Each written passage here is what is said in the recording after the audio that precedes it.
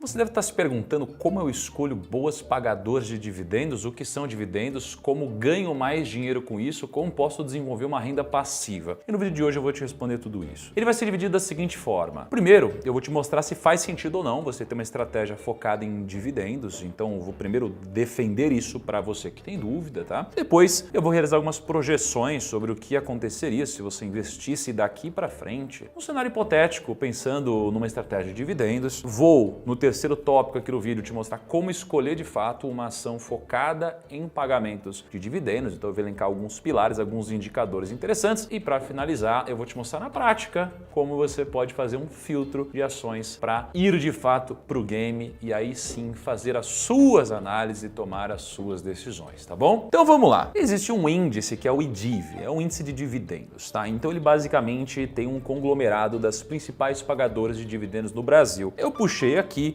as 10 ações mais pesadas no índice para entender de fato o que aconteceu com elas nos últimos 15 anos. Então vamos olhar para uma tabelinha. A gente tem Elet 3. Com o pagamento de dividendos, você teve nos últimos 15 anos, né, caso você reinvista os dividendos, 325% tá, de rentabilidade. Se você não reinvestisse dividendos, ou seja, só com a valorização do papel, da ação, você teria 83% de rentabilidade. Ah, Thiago, mas e a inflação? A inflação no período foi 144,2%. R$ 100 investido em Elet teriam virado com dividendos R$ 425,10. Vale 3 com dividendos 461%, sem dividendos 154%, a inflação 144%. Se você tivesse investido R$ 100, R$ 561,40. A Vivit 3 com dividendos 256%. E olha o que chama atenção, sem reinvestimento de dividendos, menos 18%, enquanto a inflação foi 144% e com dividendos você teria transformado R$ 100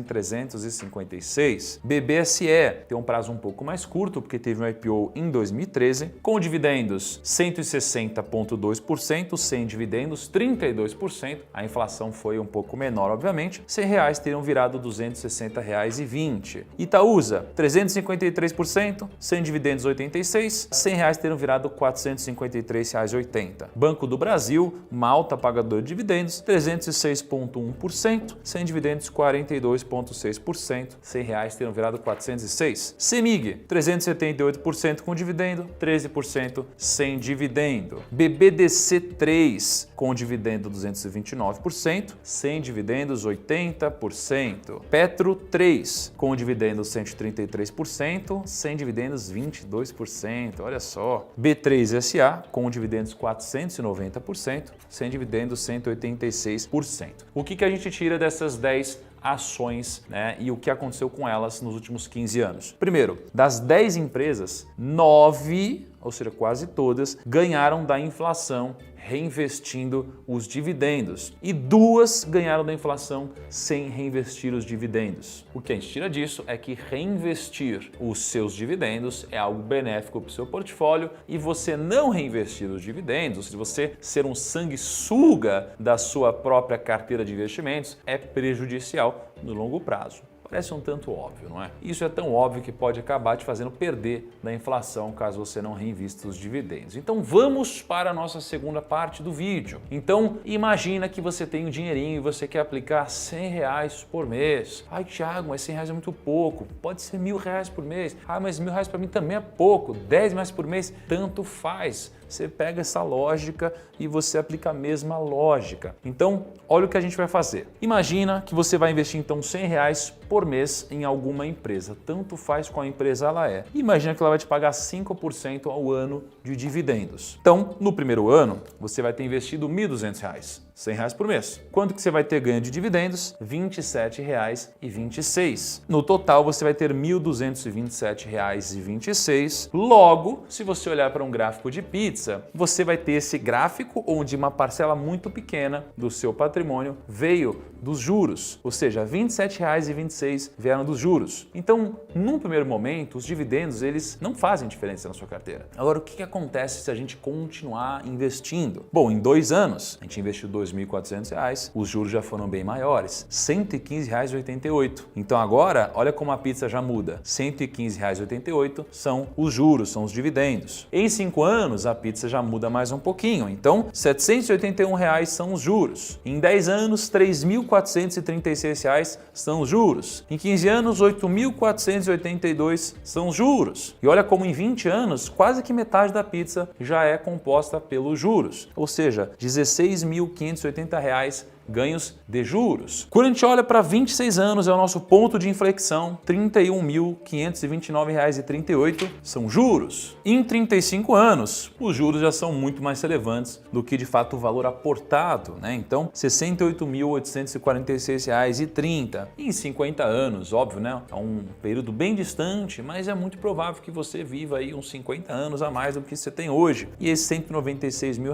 já é uma parte muito relevante. Ai, Thiago, essa análise não está perfeita? Claro, tem várias coisas que a gente não colocou aqui, né? Então, uma empresa, em tese, ela vai ter uma variação do preço da cota dela. Então, o seu patrimônio investido, ele vai crescer. Só que os seus dividendos, eles também tendem a crescer. Se a empresa distribui 5% e ela cresce no outro ano, ela tende a reajustar o quanto ela distribui. Então, você também vai receber mais dividendos, você vai usar esse dinheiro para comprar novas cotas e assim por diante. O que eu quero te mostrar aqui é que com o passar do tempo, os dividendos, eles vão ficando cada vez mais poderosos. E aí você já deve estar convencido disso e aí você se pergunta, como eu escolho então uma boa ação pagadora de dividendos? E calma que já já a gente vai para a prática. E antes disso, pela trabalheira de levantar esses dados, e vou admitir que não fui nem eu que levantei esses dados, foi o Bruno que está aqui do meu lado, vamos clicar no botão de curtir, se inscreva nesse canal. Isso daqui é muito importante para que todo o time possa continuar crescendo, trabalhando e prosperando junto contigo, tá? Então clica no botão de curtir e vamos para o nosso filtro. Ou seja, o que eu preciso olhar minimamente para escolher uma boa pagadora de dividendos? Primeiro, eu preciso olhar para uma empresa que tem lucro líquido recorrente. Afinal de contas, né? Uma empresa que geralmente paga dividendos é uma empresa mais madura. Então, o que eu espero dela é um pouco mais de previsibilidade, um pouco mais de segurança, uma empresa que já tem lá o seu certo tamanho. Mas uma empresa com um dividend yield alto não necessariamente significa uma empresa que tem um dividend yield recorrente. Então, vamos pegar a Gerdau, por exemplo. Gerdau, ela teve um dividend yield, né, nos últimos 12 meses gigantesco, quase recorde na bolsa, 14% de dividend yield. Aí você fala, poxa, legal, né? Olha que incrível, então eu vou comprar a Gerdau porque é uma boa pagadora de dividendos. Calma, uma empresa de commodities tem muita sazonalidade. Então eu mostrei Petrobras, que foi a única empresa que não bateu, né, a inflação reinvestindo os dividendos no período que eu mostrei os dados para vocês, e é uma empresa comoditizada, né, ligada ao petróleo, e temos aqui a Gerdau, né? Então olha só, a Gerdau, o resultado dela teve um ápice aqui de 2020 para 2021.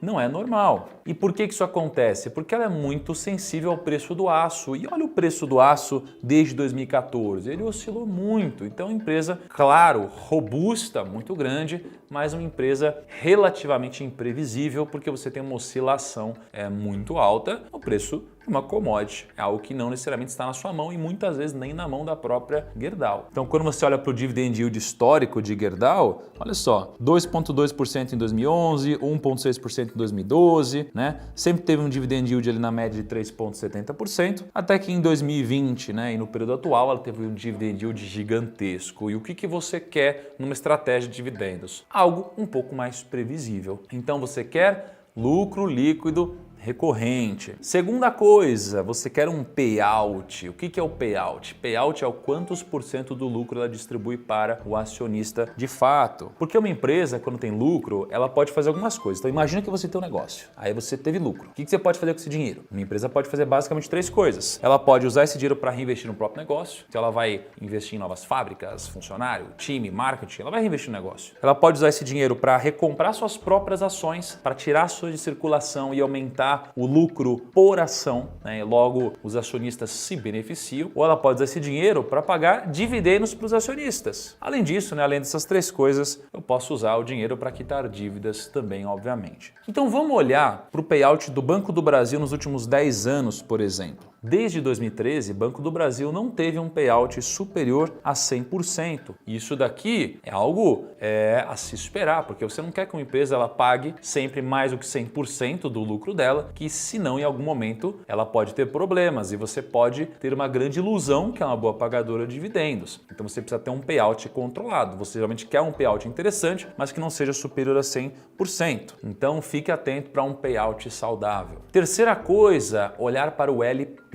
O que é LP? É a inversão do preço-lucro, né? Então, quando você vai investir numa empresa, o pessoal gosta de olhar para o PL, que é o quanto custa uma empresa, sobre o quanto ela dá de lucro. Se eu pago 1 milhão numa empresa que dá 100 mil de lucro, o preço sobre o lucro é 10. Se o lucro sobe para 200 mil, o preço sobre lucro vira 5. Quanto menor o PL, mais barato uma companhia, porque eu estou pagando menos por uma quantidade de lucro maior. Agora, quando você inverte essa lógica do L sobre P, você tem alguns insights interessantes para quem busca boas pagadoras de dividendos. Então você basicamente vai fazer o seguinte, você vai perceber o quanto uma empresa espera pagar de dividendos, ou você pode dar uma média de quanto ela tem pagado de dividendos constantes. Então vamos supor que uma empresa vai pagar R$ 5,00, né, de dividendos por ação. Então você vai pegar basicamente esse valor, R$ 5,00, e você vai dividir pelo dividend yield que você espera receber. Então, por exemplo, se eu quero ganhar 15% de dividend yield, a lógica é simples, eu vou pegar R$ 5,00 sobre 15%, né? Ou R$ 5,00 sobre 0,15, isso aqui vai dar um preço. Nesse caso, daria R$ 33,00. Significa que uma determinada ação que paga R$ 5,00 de dividendo por ação, eu posso pagar de R$ 33,00 para baixo para que eu garanta, né, ou pelo menos tenha uma expectativa alta de receber um dividend yield na casa de 15% ao ano. Aí você vai olhar para essa ação custa R$ 60,00. Aí você vai falar, não, se está R$ 60,00, eu vou esperar ela cair para 33 porque eu quero um dividend yield de 15%.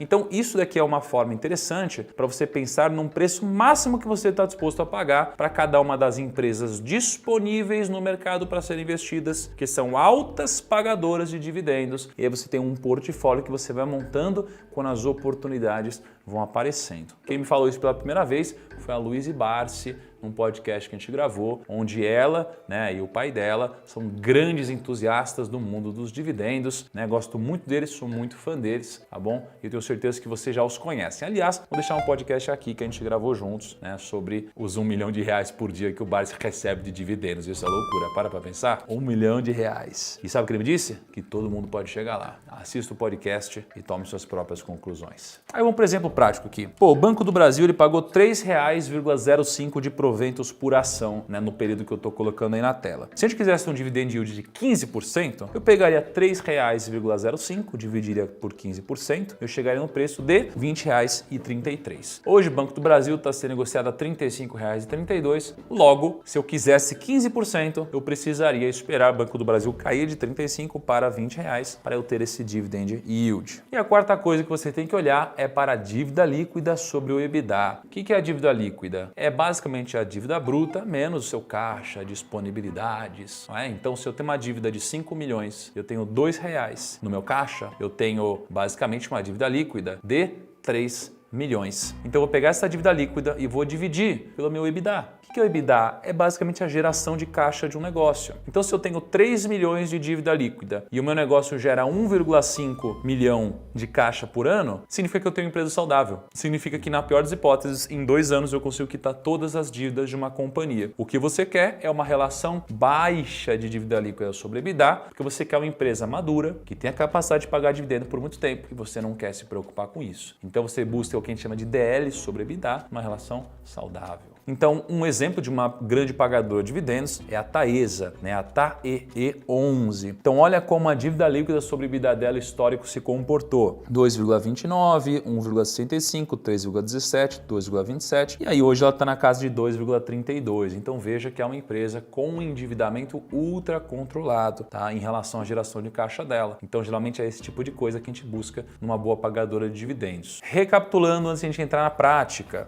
né? Primeira coisa, lucro líquido recorrente. Se você quer investir em dividendos, você quer receber esses dividendos recorrentemente. Aí um lucro líquido recorrente vai permitir que isso aconteça. Segundo, você quer um payout. Um payout é a parte do lucro da empresa que vai ser destinada para os acionistas. Você quer algo que seja alto, mas não que seja acima de 100% com recorrência. Terceira coisa, você quer saber sobre o LP, para você estipular preços máximos que você está disposto a pagar por cada ação. E em quarto, você quer saber sobre a dívida líquida em relação ao EBITDA, para ver se a empresa ela está gerando um caixa saudável em relação ao tamanho da dívida que ela possui. E aí eu vou gravar minha tela aqui para vocês, para mostrar algumas informações interessantes. Então, por exemplo, quando a gente entra aqui no Fundamentos e eu entro em Empresa, olha o que eu posso fazer, olha essa sacada. Eu clico em Buscar, eu basicamente tenho agora todas as informações das empresas listadas em bolsa. Então, olha o que a gente vai fazer junto aqui, ó. Vamos abrir o Excel. Aí eu colei no Excel. Então, olha o que eu posso fazer.